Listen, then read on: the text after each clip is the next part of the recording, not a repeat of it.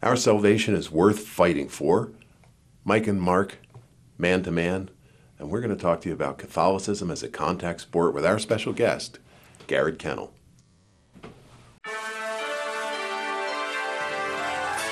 Welcome to the St. Joseph Radio Presents live program, broadcasting to you from the Rome of the West, St. Louis, Missouri. The program that for over 30 years has brought you eloquent speakers from across the globe to help explain, clarify, and evangelize the Catholic faith. Our program covers a variety of topics relating to current issues and occurrences in our daily lives. Now, with the aid of technology, we are able to bring the gospel message to the four corners of the world, where Christ himself did say, "Those who have ears ought to hear." It is our hope at St. Joseph Radio that through these programs we can help evangelize the world and change one soul at a time. Now, here is your host to introduce today's guest and topic. Good afternoon and welcome to Man to Man, coming to you live on St. Joseph Radio here in St. Louis, Missouri, the Rome of the West. My name is Mark Serafino, and this is my co-host, Mike Hayworth. Hi, Mike. How are you today? Good. How are you? Good. So glad to be with you today. We have a special guest, our good friend Garrett Kennell, and we're going to have a great man-to-man conversation right after we start our program with a prayer. Michael, can I ask you? Absolutely. In the name of the Father, and the Son, and the Holy Ghost, amen.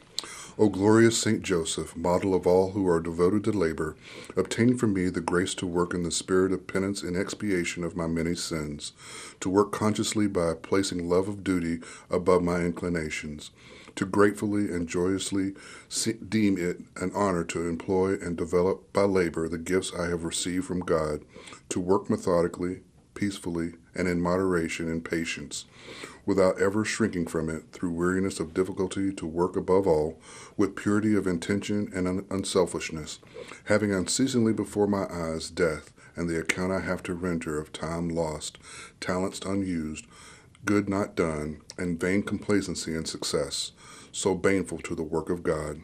All for Jesus, all for Mary, all imitate thee, O Patriarch St. Joseph. This shall be my motto for life and eternity. Amen. Amen. In the Father, Son, and the Holy Ghost. Amen. Well, thank you, Michael. And Garrett, welcome to the program. Thank you. Today is the last day of the second week of Advent.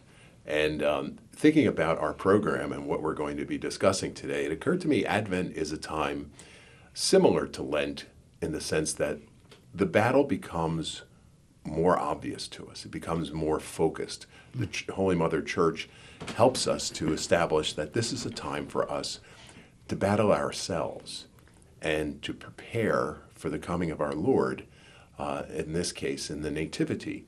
So battle is something that, as Catholics, we're very accustomed to. And there are many forms of battle, obviously interior and spiritual battle. But on the outside, in the regular world, there's also a battle that we encounter sometimes not willingly, but very often, especially in a man-to-man type of world, on purpose. And that is the battle of contact sports. So our friend Garrett is here as someone who is involved in a contact sport, and we want to talk to him about that sport and how it came about and what his views are. But before we did that, we think we owe it to you, our audience, and to ourselves to get to know Garrett just a little bit better, which will make the story even more complete for everyone. So let's start with this. Garrett, where are you from? So thank you for having me here. I'm from Southwest Florida, a place much warmer than St. Louis right now, but embracing hardship is kind of the Catholic way. So we're here, we're sticking it out. But yeah, I grew up in Southwest Florida. Moved after college. I went to Ave Maria University with my brother. After college, followed him out to Houston, Texas. Had an interesting time out there. Moved back to Florida, and then moved back to Texas, and now I'm here. Yeah, you're here. So, are you married? I am married. Yep, I'm married to my beautiful wife, and we have 2 children, Philomena and Rosemary. Wonderful, beautiful names. Mm-hmm. Beautiful names. Mm-hmm. That's great. And what brought you to St. Louis? Well, the son-in-law state brought me here. I am married to a girl who's from St. Louis, Missouri. So we were comparing Florida and Missouri, and my family's in Florida right now, but there's just a lot more younger family here in the state of Missouri, and we felt that as we're having a family ourselves, it's important for them to grow up around cousins and things like that. And being that St. Louis is, like you said, the Rome of the West, it's so Catholic, you can't go anywhere without seeing the Catholic influence. We thought, Amen. Well, Missouri would be and best. given the topic of battle, you felt like you needed to battle the four seasons Yes, instead of just exactly. live with one. Yeah, So you're here in St. Louis, and do you have a parish? What's your parish? I am. I'm a member of St. Francis de Sales Oratory. Excellent, excellent. Mike and I are familiar with that. Yes, yes. And what attracted you to St. Francis de Sales? We were going to an FSSP parish in Texas, and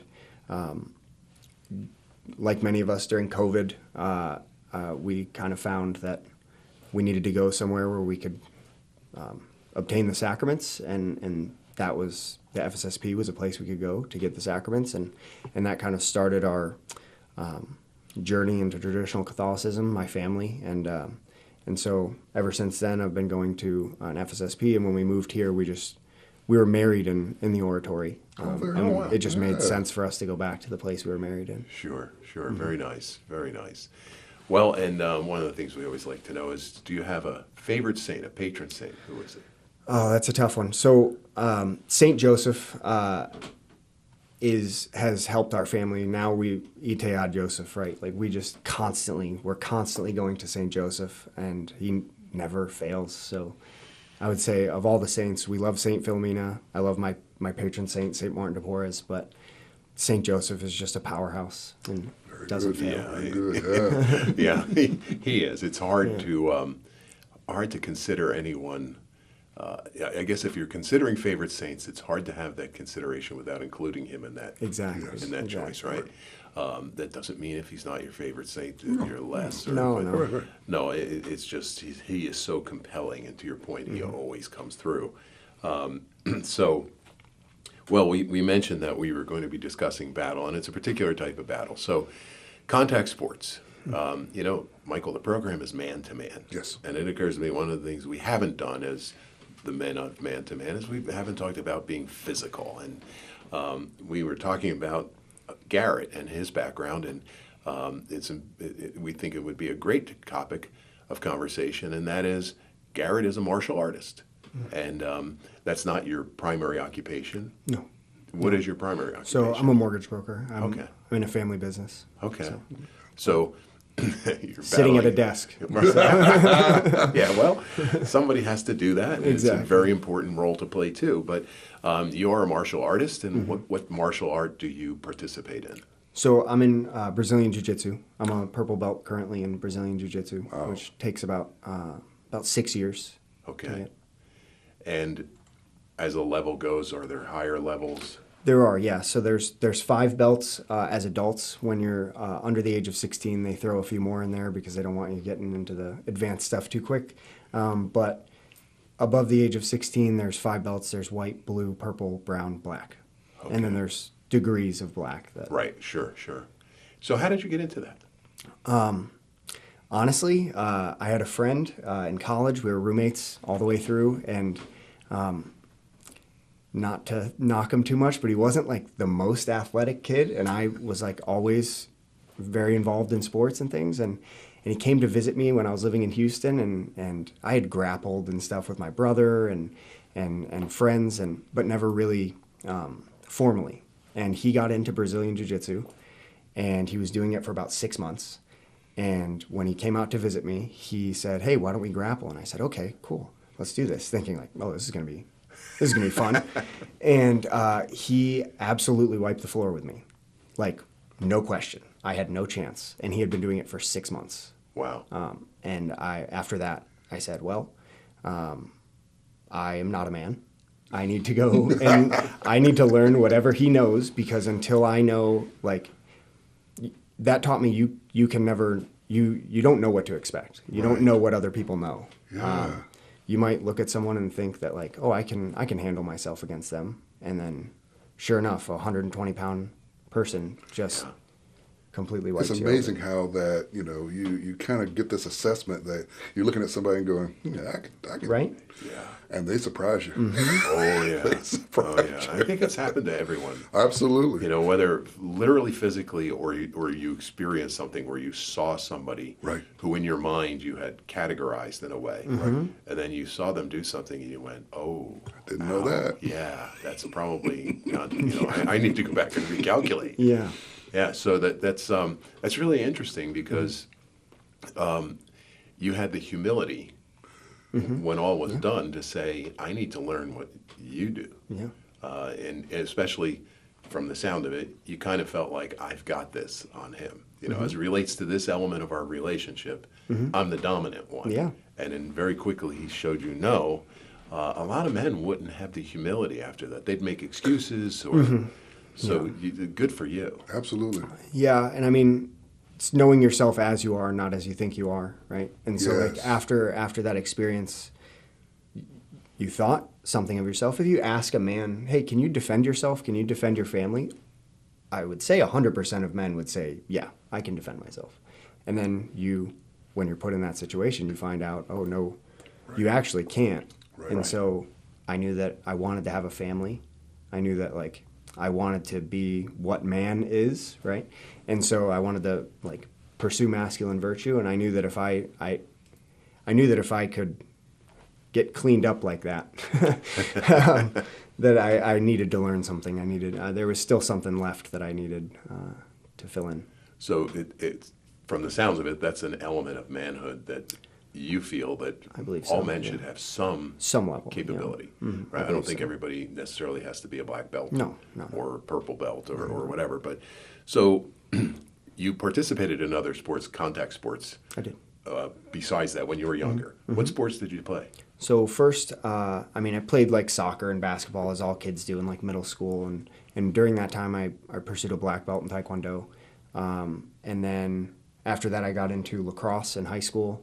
Played that all 4 years, and that was really my main focus in high school. Yeah, it was brutal. And then after that, when I went to college, there was no lacrosse, but Ave Maria University had a rugby team. So I tried it, and I was like concussed 3 times during one season, so wasn't very effective at it. But that was probably the most physical sport, even after lacrosse. Rugby Really? was.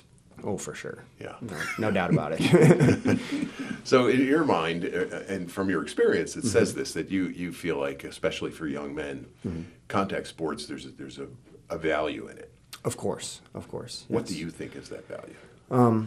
Well, if it's in team sports, you learn the value of working with a team. It's not just you, no I in team, right? That's what all the coaches say. But when it comes to like all sports, whether it's martial arts or a team sport, the ability to persevere in hardship, right? You're not going to win every game. You don't sit and pout. You're not going to win every fight.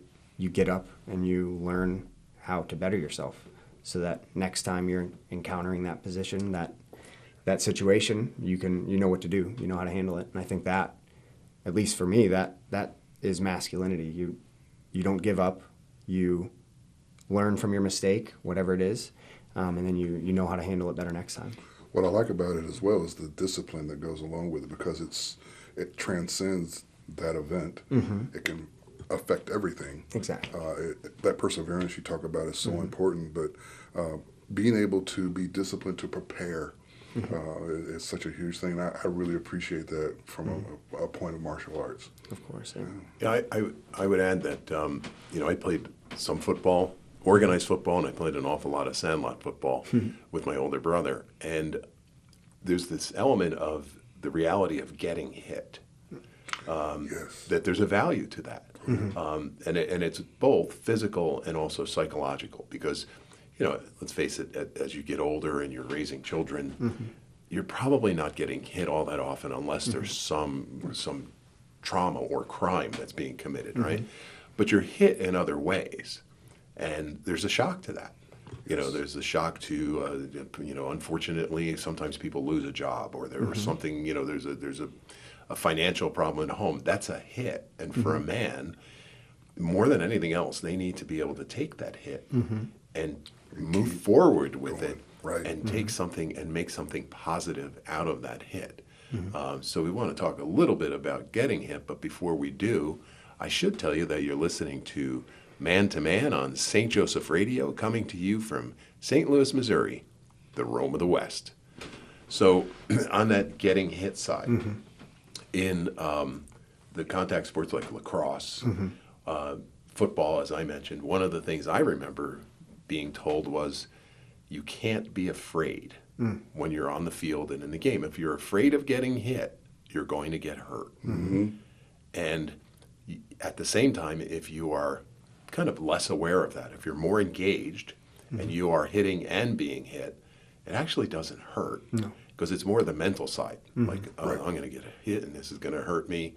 So you're more concerned with that. And for young boys, not everyone does that naturally, and they have to overcome that. And I'd be one who didn't do it naturally. But as I overcame it, I realized, like, this actually becomes fun, right? That's why we're playing the game. That's why we're doing the sport. But also in becoming fun, there's this underlying message that says this is kind of what life is. You get hit, you get back up. You get knocked down, you get back up. So there's a whole element of contact sports at any level. There's a value to that. But what I find interesting about martial arts is that, even if you play football at the highest level, you go to the NFL. If you're lucky, you're still playing at 30 years old. Right? Yeah.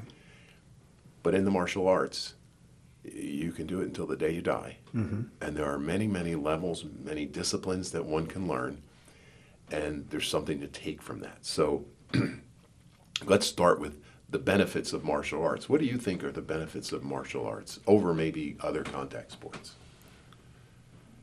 Immediate learning experiences, right? Like it's one-on-one most of the time. If you're in practicing martial arts, it's one-on-one, right? So there's immediate feedback. Did you do the right thing or did you do the wrong thing? Are you going to learn from it or are you going to quit, right? So in jiu-jitsu, we roll every class, which just means we spar, right? So we learn the lesson and then we try and practice what we learned.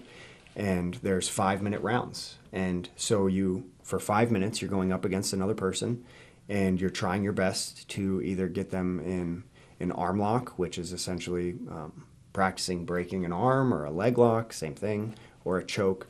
And for 5 minutes, you're getting immediate feedback as to whether or not you learned that move or not. And then you're getting to practice it and perfect it and all these things. And it's that immediate feedback where you're not wondering,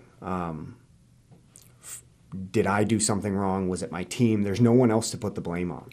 It's on you, and you're just exerting yourself physically. Really, at the end of the day, there's no bad day if you show up, right? And that's an important lesson. Yeah, it's very good. Right? As long as you're there doing it, you're getting better, and you'll see it over the long term. You're not going to see it that day because you just got choked, you got arm locked, you got whatever it was that day, but you're getting better. Well, that's interesting. You're getting better. I'm wondering about your friend who had only done it for 6 months. Did you see the same kind of improvement in yourself over that kind of a time? Yes.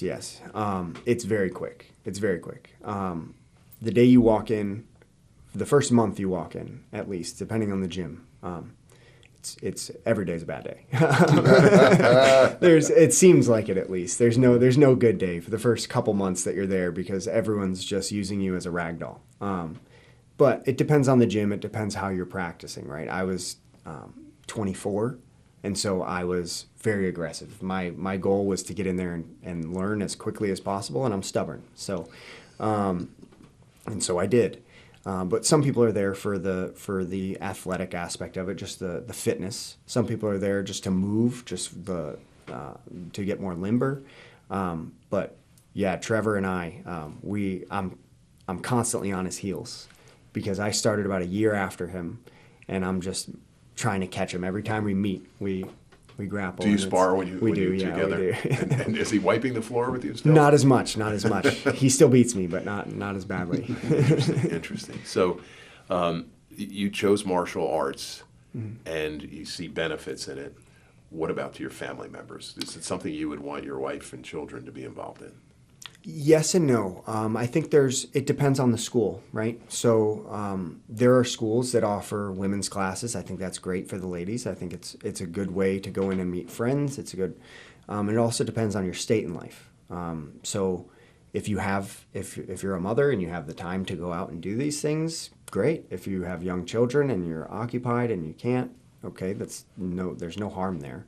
For young children, I definitely think martial arts is worth pursuing, not only for the humility, but the camaraderie and all that you obtain from participating in martial arts. Talk about the humility.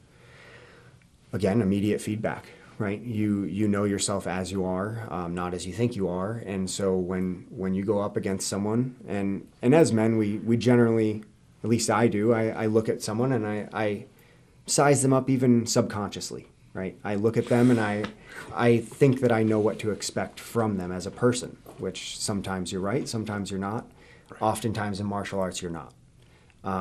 You look at someone and you think they're not going to be an issue, and they turn out to be a nightmare. And that's humbling, because you know that what you think you know about other people, you actually don't. They have whatever it is, more experience than you. Stronger than you, whatever it is, and you just can't see that, and they wipe the floor with you, and then you're learning from that experience, and then you're asking them questions, right? Then it's not about, oh, I lost, let me go home and cry about it. It's you ask them, how did you do that? Right. What did you just do to me that turned me into a pretzel? Right. I want to learn that, and that's when you get to that point, when you take the experience and you're like, wow, that hurt.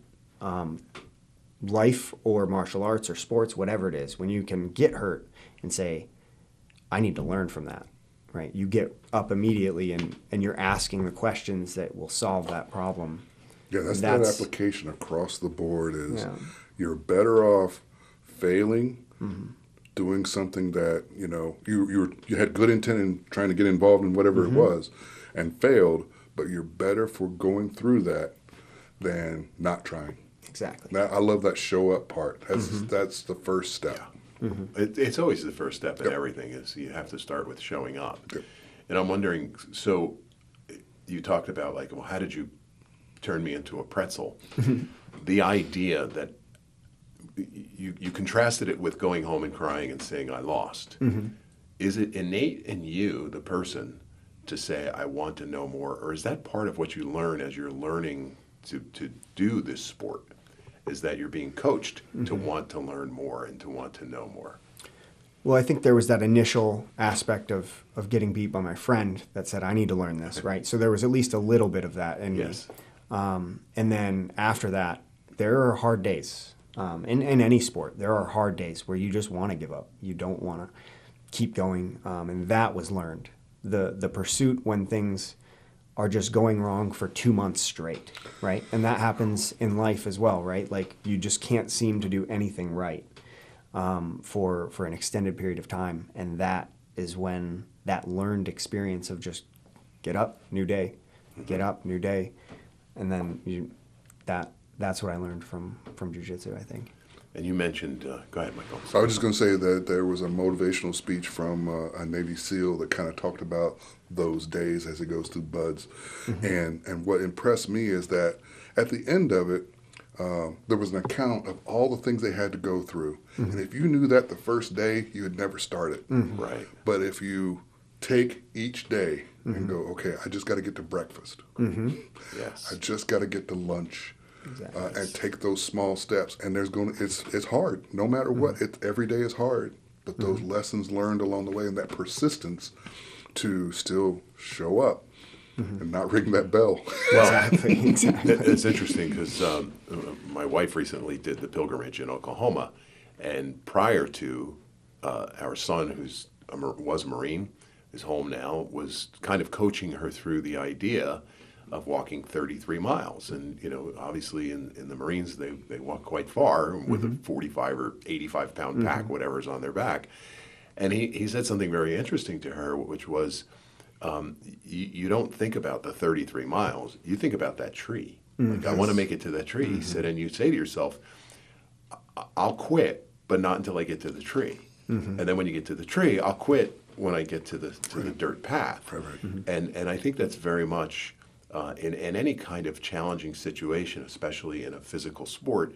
I don't know that anybody comes and says, I'm going to triumph and I'll be the champion, maybe at the highest pinnacle levels. But even them, I think there's a sense in them that I'm going to do this for as long as I physically can and give it my best for as long as I physically can. But there's always the chance that I may not succeed. And I think there's a very powerful parallel in that to our spiritual lives. Exactly.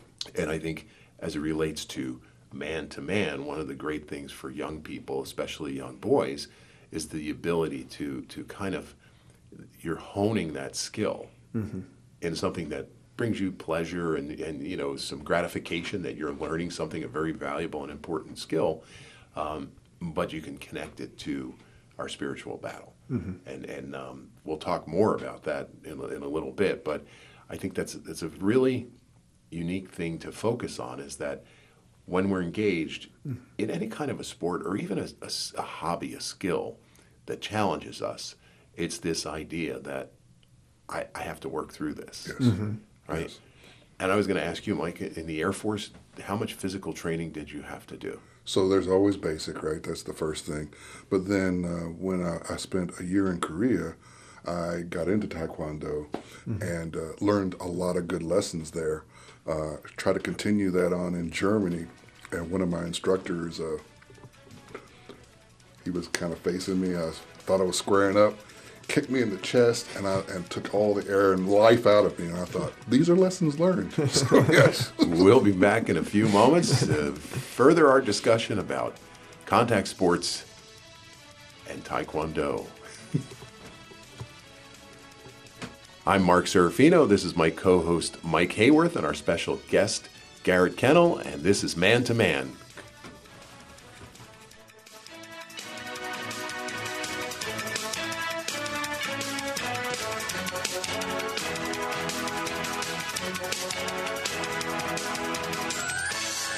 Hi, this is Matt Loggeman with St. Joseph Radio with a great gift idea.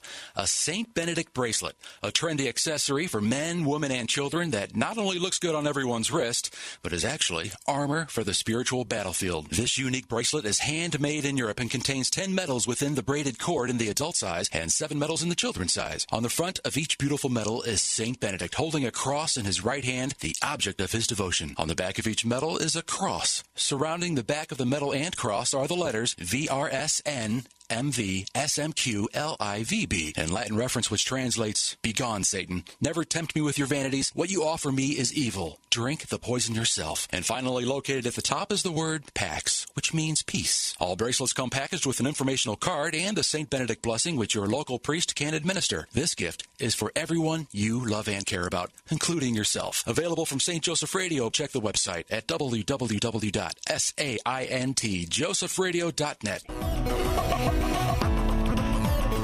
St. Joseph Catholic Radio is proud to announce the launch of SJEN TV, the St. Joseph Evangelization Network.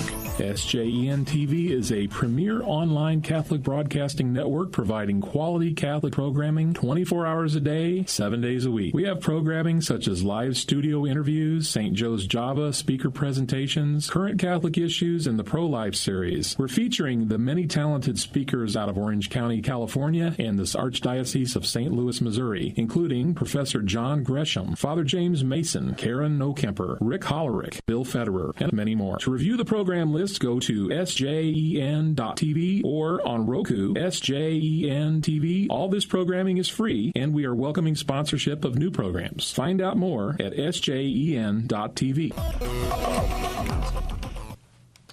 Welcome back. This is Man to Man. Mark Serafino, Mike Hayworth, and our special guest, Garrett Kennell. Well, when we went to the break, Michael had just gotten kicked in the chest. That's right. In Korea. So we maybe want to We've given him some time to catch his breath. Are you okay, Michael? I'm good now. Oh, I'm you're good now. Okay. Going down memory lane. Well, we've been talking about specifically the sport of martial arts and the various disciplines, but there's a lot more to it than it simply is a sport. Like any sport, football has plays, and any of the team sports, there's playbooks, and we're going to do this, and there's an element of that as an individual sport. But in martial arts, there's also the idea, some people will say to you, well, one of the things about martial arts is it's heavily embedded in mysticism and a cult-like spiritualism. So I guess let's just ask, Garrett, how prevalent is that, and how concerned should a Catholic mother or father who's thinking about martial arts for their children, how concerned should they be about that? Well, I think if you're looking at martial arts either for yourself or for your children, you're probably looking at it as like a self-defense aspect. You're looking at the self-defense aspect of it. And I would say that in regard to the martial arts, whether or not they have mysticism, I would say that the effective ones, the ones that you would be looking to for self-defense, it's not really a concern. If you go way back when they were first founded or started being practiced, maybe. There are certain ones, like even jiu-jitsu, if it originated where everyone claims to be the founder of jiu-jitsu, but if it originated in India, then there's a chance that, yeah. But now, today, I would say if you walk into any gym, be it Muay Thai, boxing, judo, wrestling, jiu-jitsu, you're not really going to experience any form of mysticism. You might find people in there that you don't mesh with very well. Those people might be, yogis and stuff, but right. the actual practice itself it's not very prevalent. Okay, that sounds fair and logical, I guess. But it leads me to wonder, so how, I'm a parent, I have children, and I want them to get involved in martial arts. How do I find the right school for them and the right discipline for them to be trained in? I just want to say, because it seems like if your thing is Taekwondo, whichever one it is, the person who's doing it says, well, this is the ultimate. Of course. So how do you know? Well, I think the number one question to ask is if it's self-defense, what are you hoping to achieve? Are you hoping to get in fights and win, or are you hoping to avoid fights? I am hoping to be in complete control of the situation. I don't want to get in fights as much as possible. I have a wife and children. I need to go home. And the one aspect that is, if you don't know it, you are completely lost, is when you're on the ground. Yes. And I know that whether you're a wrestler, whether you're in judo, whether you're in sambo, which is Russian wrestling, whether you're in Brazilian jiu-jitsu, if you know it and the other person doesn't, you are in complete control whether or not you're on the ground. And if you can get up, then you can go home, right? You can avoid the situation. So, and if vice versa, if I want to go to the ground, if I want to take the fight to the ground, I can do that. But in general, I would say that if you're looking at a martial art for your children, most fights happen on the schoolyard, right? Most of those schoolyard bully situations, it's a rough headlock. It's getting pushed on the ground. I would say that for this, knowing how to get up, that's one of the sayings in UFC when you hear people like watching it is just get up, right? Mm-hmm. Just get up. Why are you on the ground? Right. Well, this actually teaches you how to just get up. And wrestling does as well. Both of them, I would say, are equal. Now, in terms of finding a school, go to the schools. They all allow free classes. I would say pretty much any martial art will allow you to go and visit, have a trial class, and then they'll ask you, what did you think? And then you can tell them your concerns, and then you can let them address the concern, which is important. I think if you go in and you see them, for instance, in jiu-jitsu, I belong to a school now, this is the first school that I belong to that does this, they bow to a picture of the founder of jiu-jitsu. Sounds like ancestor worship. But I know that they're just showing homage to the man who created the sport, right? So you can separate that, and when you talk to them about it, it's not an ancestor worship to them. They're paying respect, right? So if I walked in and I saw that, which I used to visit schools when I moved and say, if I see them bowing, I'm not going in there. If they call this person sensei, I'm not going in there. I'm a man, I'm just going in for the sport, and then I'm going home. But when you give them the opportunity to talk about it themselves, and I think that's important for us, is to, when you make an assumption, give the person the benefit of the doubt, let them address it. Go to the schools. More importantly, also look at the schedules, right? If you have a family, if you're a single guy, you can pretty much go whenever you want. I would go to the 6 a.m. class, the noon class, and the 7 p.m. class. I could. Right. Now I can't. Right. So right now, lunchtime fits my schedule. I find a school that has lunchtime classes. Are they weird? No? Check. I'm good. But if you have children, what are the other kids like? You know, and if you do have children and you're sending your kids to martial arts, get in there. You go try a class. Yeah. Don't just send them and say they'll figure out what the school's like. You go figure out what the school's like, right? It's very important. So- I like that. Well, it's interesting because 2 of our children were involved in Taekwondo. One is still actively involved in it. And one of the things we noticed is that before they would go into the dojang, they would bow. And then they would bow coming out. We had the very same concern. But it's a matter of humility and respect to the art that's being taught, to the person who's teaching it. And you realize there's not a worship. You know, there's a title. He was a master or is a master. So he's earned that title. Through his accomplishments and his years in the art. So he deserves that title. So you refer to him as master. And one of the things we found helpful too was, you know, even for us before any of our children went, was just going and watching ourselves and having a conversation afterwards. Tell us about your school. Exactly. What is your school all about? And I think for parents who are unsure, that's a very, very comforting because you know, it's this person's business. They're there to share with you, this is why we think we can help your child. And then, you know, you mentioned things like schoolyard bullying. And that's one of the things what we've seen in the school our children have been involved in, is they're extraordinarily helpful with children in that. And the result isn't, here, let me show you how to beat that person to a pulp, which is really, really impressive. It's more about how to defend yourself, how to get up off the ground, and even how to talk your way through a situation rather than resort to violence, which that leads me to this. So we've been spending now a little more than a half an hour talking about physicality, contact sports, especially as it relates to the martial arts. It's violent. You talked about taking somebody to the ground or being taken to the ground, you know, brutal headlocks and all those things. It's a very violent topic, yet this is a Catholic radio network, and we're Catholics. How do you reconcile that, your faith with martial arts and the things that you've learned? Yeah, it might seem like I'm jumping through hoops. I don't believe I am. The saints talk about physical hardship.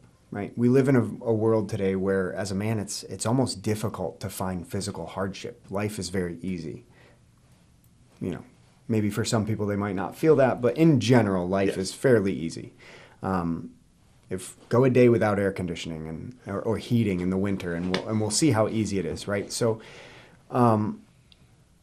when I started this, I was in a pretty rough place in my faith. I wasn't really practicing very well. I always went to church on Sundays, but what does that mean if you're not living it? And even worse, if you're pursuing vice at the same time as going to Mass, that's dangerous. So I was in a place where I needed a lot of direction, and I needed physical hardship.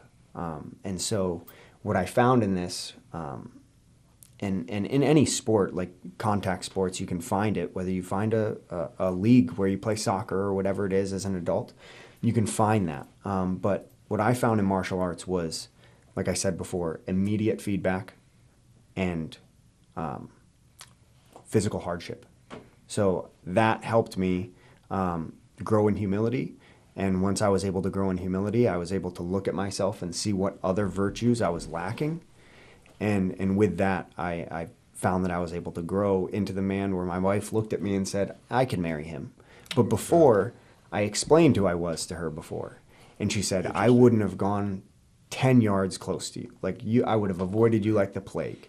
Because it was just, I was difficult to be around. And so that physical hardship, which I think all men need, that's what I found.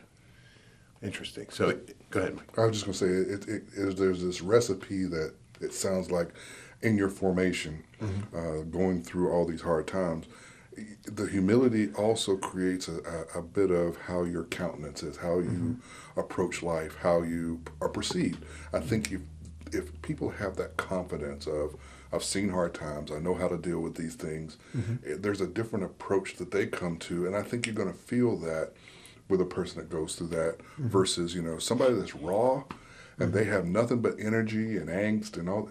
It's a different approach. Exactly. And when you deal with somebody like that, you kind of approach them differently versus somebody that has a little bit more discipline for themselves. So, well, and you take what you said about that, the discipline, and you connect it to the saints. Yes. And you connect it to our faith.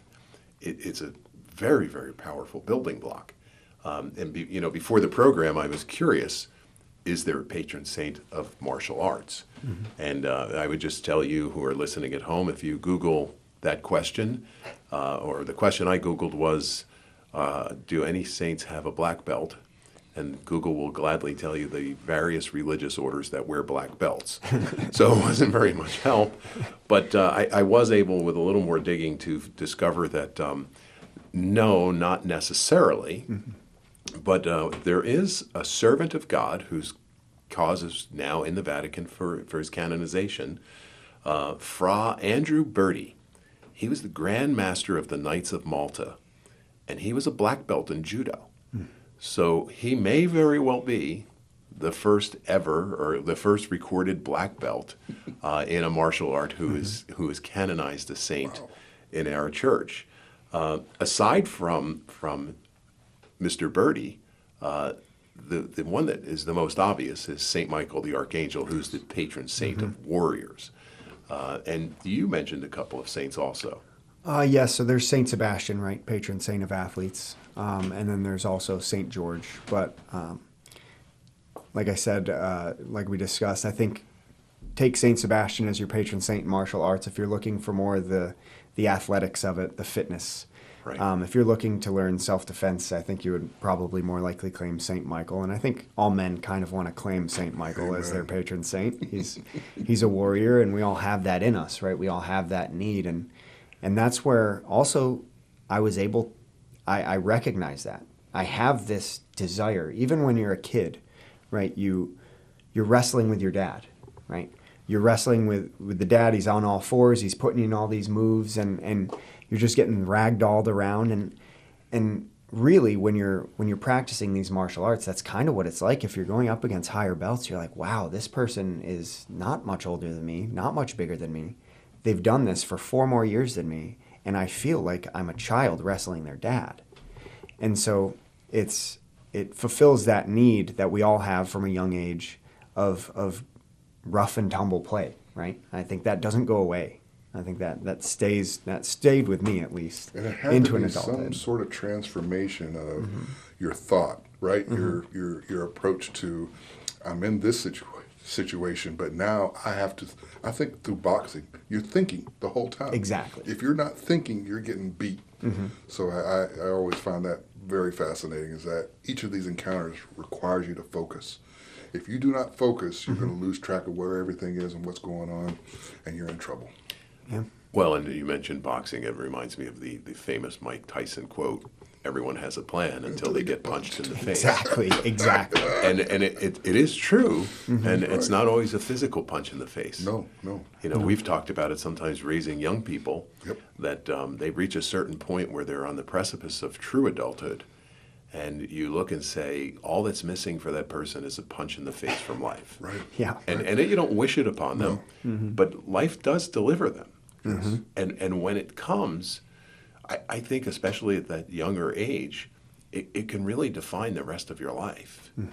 What a person does with that proverbial punch in the face, which is one of the things that, for me, I find so interesting about involvement in physical sports.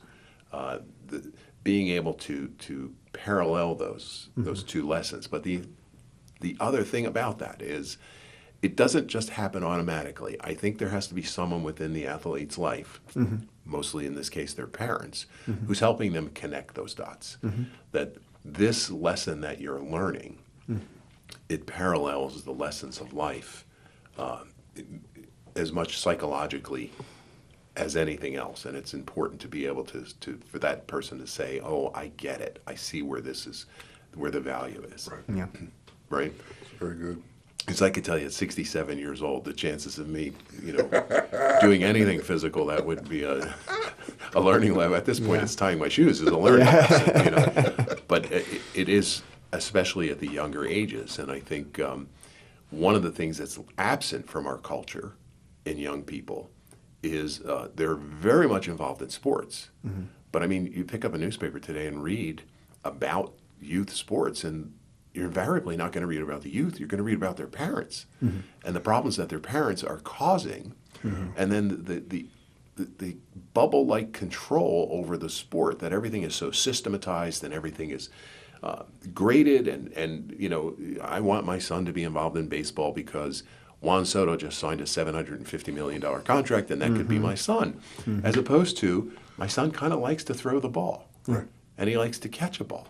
Like, that part of sports have been lost. One of the things I think that I prefer about individual sports, by the way, I did track and field in high school.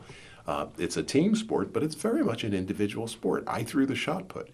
How well I threw it had an impact on whether we won the match or not, but it had more of an impact on me because I was competing with myself. And I think as you go through life, being able to teach our children how to come to grips with, at a certain point, it's you, Right. and it's you and the world, and you have to figure this out, and you have to manage your way through it.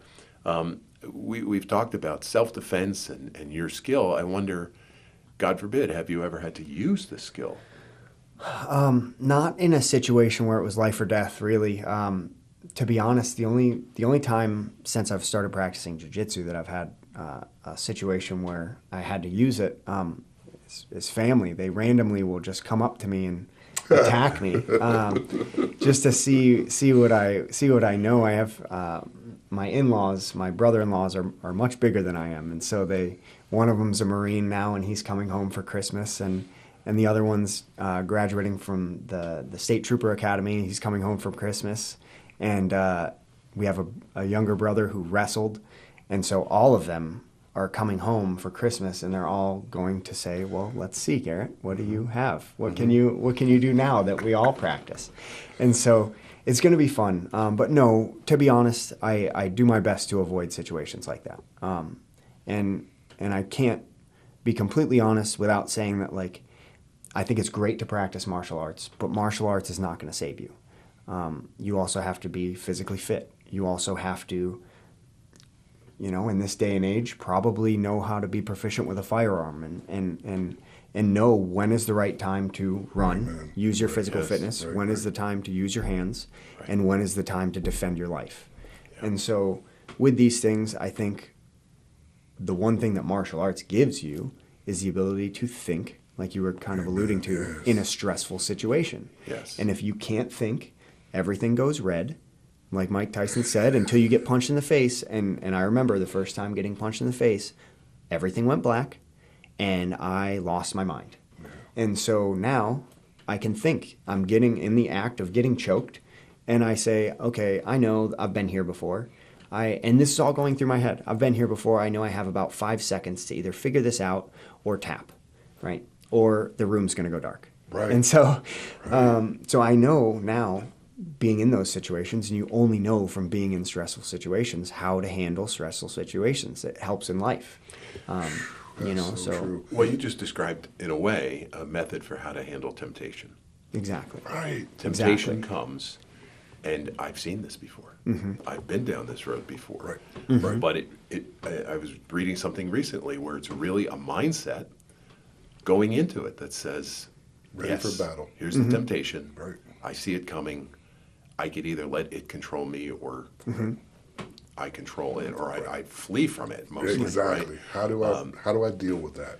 Exactly. And I think, again, that's another benefit that we should think about as parents to prepare our children for, because temptation comes until our last breath, and to be able to be armed with as many techniques and skills and spiritual and physical, I think is invaluable in parenting. And it's a lot easier. It's about comfort level, right? It's a lot easier to listen to videos of people talking about the spiritual life rather than going out and actually practicing how to get better at the spiritual life. It's a lot easier to watch videos of people working out or doing martial arts and eating food while you're doing it than it is to actually go and do it, right? Wow. So once you actually start doing it, then it comes the denial of self, right? The ability to say, I'd rather stay at home or I'd rather sit here and watch YouTube in my free time than actually do the thing, right? Well, I think in a way that also applies, you touched on it, the idea that we're waiting for someone else to fix this. I was just speaking to someone the other day, and I said that we Catholics are waiting for the church, and what we like to say is we're waiting for the bishops and priests and, to fix this. Well, people have been waiting for millennia. But how about what can I do? Even if what I can do is simply be a better me, be closer to the me I'm supposed to be, how much does that improve everything around us? Right. So we want the church to fix young people today. I don't think that's going to happen. No. We want the church to fix the culture today. Are we waiting for a declaration? Or are we waiting for, should we be the ones who are changing the culture by the way we engage each other, by the way we engage other generations? That's the change, and the church will support that. But the church isn't going to come and just say, here, I wrote this, so you guys go ahead and do it. And everybody's automatically going to do it. Exactly. It doesn't work that way. Yeah. Exactly right. So it's that practice at a discipline that we can then carry on and apply Absolutely. in many other areas. And this is one of the things I've seen over the years in my own family, the value to having a physical discipline like that over, say, playing football or hockey. Great sports. I'm a big fan. But again, at 67 years old, the chances of me even getting in a three-point stance, good luck. I get there, but I'm not getting up. Hockey's the one sport. Growing up in Florida, I always wanted to play hockey. Lacrosse was the closest I could get. Well, Sure. That's Well, still- you're here now. Wait for the next storm, and then you'll just skate right down to Interstate Exactly. 44, and you'll be fine. So we've covered a lot about contact sports and the physical side of life, and we've learned a lot about you. Thank you very much. It's good to hear that. I guess the other thing that comes to my mind, especially with younger people. Let's put a 10, 11, 12-year-old boy who's becoming accomplished in any of with boxing or any of the physical contact sports that involve fighting. There's always the danger of them overestimating themselves. How do you help them avoid that? Competition. So one thing when you're in a gym training, you learn your training partners. Right. So if you're practicing martial arts, I know that in my gym, I know how everyone rolls, right? And I just joined a new gym, so I'm still learning that. So it's still new for me. It's still fresh. I'm still getting humbled every day. But the gym I went to in Houston, I was there for 2.5 years. I knew everybody. So I knew exactly what their strong points were. I knew how to beat them or avoid them because I'm going to get crushed, right? And so a young kid is going to know that as well. They train with these people every day, every other day. So how you encourage them to not overestimate their ability is competition. Put them in a competition where they go against someone they have never met before. Send them to a different gym. Same concept, right? Yeah. Go visit another gym. Yep. In jiu-jitsu, that's very common. You can go to different gyms and visit, and everyone loves it, but that's how you do it. Well, Garrett, thank you very much for being on our program. Michael, so good to spend another Thank day you. with you. Really Thank you good. both. And to our listeners, thank you very much for listening. This is Man to Man on St. Joseph Radio, coming to you from St. Louis, Missouri, the Rome of the West. Thank you, everyone.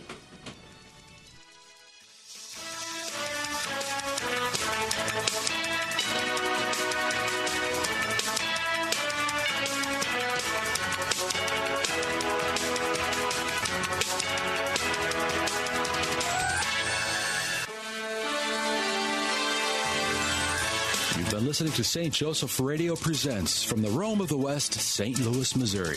If you would like to join us in our evangelization efforts, you can order a copy of today's broadcast or any of our past programs by visiting us on our website, stjosephradio.net. That's SAINT, josephradio.net. Or call us 636-447-6000. It's all at your fingertips to help us evangelize the world, bringing the good news of Christ to everyone you meet and change one soul at a time. Thank you for your prayers and support. Until next time, may God bless you and your family. This has been a presentation of St. Joseph Radio Presents.